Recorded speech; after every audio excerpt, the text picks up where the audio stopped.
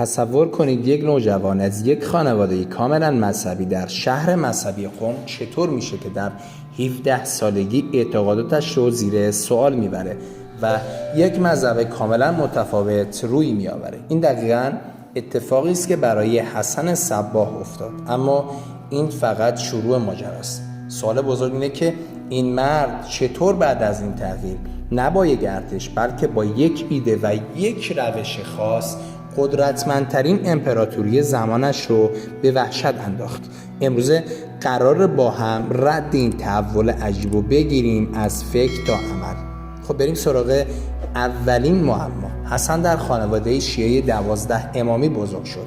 پدرش حتی ادعا میکرد نسبش به خانواده پادشاهان یمن میرسه، پس زمینه‌اش کاملا سنتی بود. اما وقتی به شهر ری رفت در 17 سالگی با دو مبلغ اسماعیلی به نامهای امیر زرا و بونصر سراج آشنا شد و اینا براش از امام مستنصر بالله خلیفه فاطمیون در مصر گفتند. حرفهای آنها ذهن جستجوگر حسن رو به شدت دریغ کرد تا جایی که رسما به مذهب اسماعیلی روی آورد. حالا چرا این تغییر اینقدر سرنوشت ساز بود؟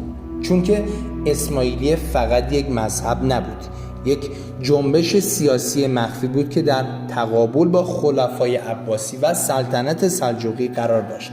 حسن با پیوستن به آنها عملاً وارد یک جنگ ایدئولوژیک بزرگ شد. او برای آموزش بیشتر حتی به مصر سفر کرد. اونجا با اختلافات و مخالفت‌های دربار فاطمیون بر سر جانشینی روبرو شد و فهمید باید مسیر خودش رو پیدا کنه. حسن با یک ایده انقلابی به ایران بازگشت و مبارزه نه در میدان جنگ بلکه از داخل قلعه غیر قابل نفوذ شروع کرد. او 9 سال تمام ایران رو زیر پا گذاشت و تا بهترین نقطه رو پیدا کنه. هدفش حالا این بود که منطقه دور از مرکز قدرت سلجوقیان با جمعیتی که گرایش‌ها شیعی داشتن و شیعه بودن نقطه انتخاب شد دیلم و قلعه افسانه علمود. نقطه کمتر گفته شده که این فتح علمود یک حمله نظامی خشن نبود بلکه یک عملیات نفوذانه استادانه بود. حسن مخفیانه به نام مستعار دهخدا وارد قلعه شد و به بچهای مخالفان درس داد و تا کم کم اونا رو و البته خانوادهشون رو جذب کنه و البته جذب عقایدش کنه. وقتی پایه داخلی محکم شد، قلعه بدون جنگ و خونریزی در پایان و در پاییز سال 483 هجری به دستش افتاد. اینجا بود که دولت مستقل اسماعیلیان معروف نظاری متولد شد.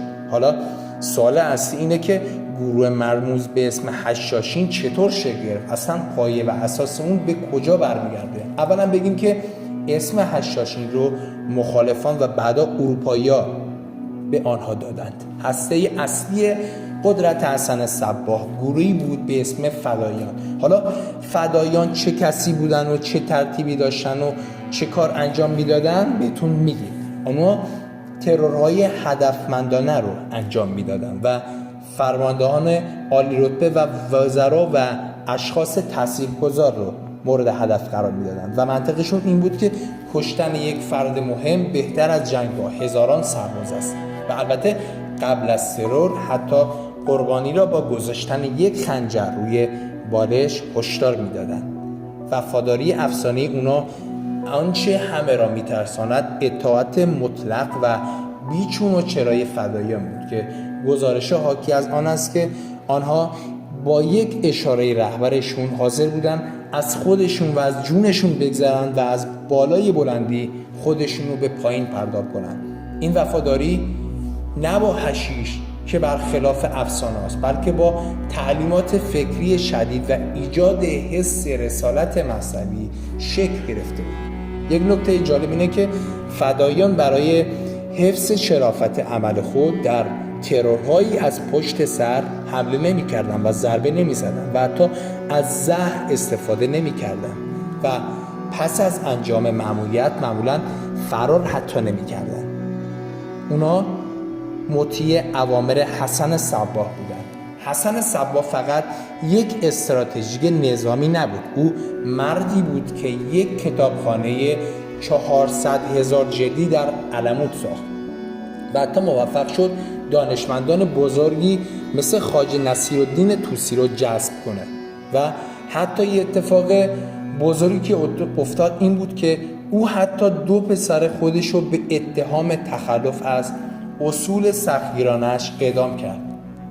او حتی تا 35 سالگی از فتح علموت هرگز از قلعه بیرون نیومد و تمام وقتش رو به مطالعه و برنامه‌ریزی مشغول بود و به پرداختن به عملیات‌ها و کارهای خودش مختص داده بود.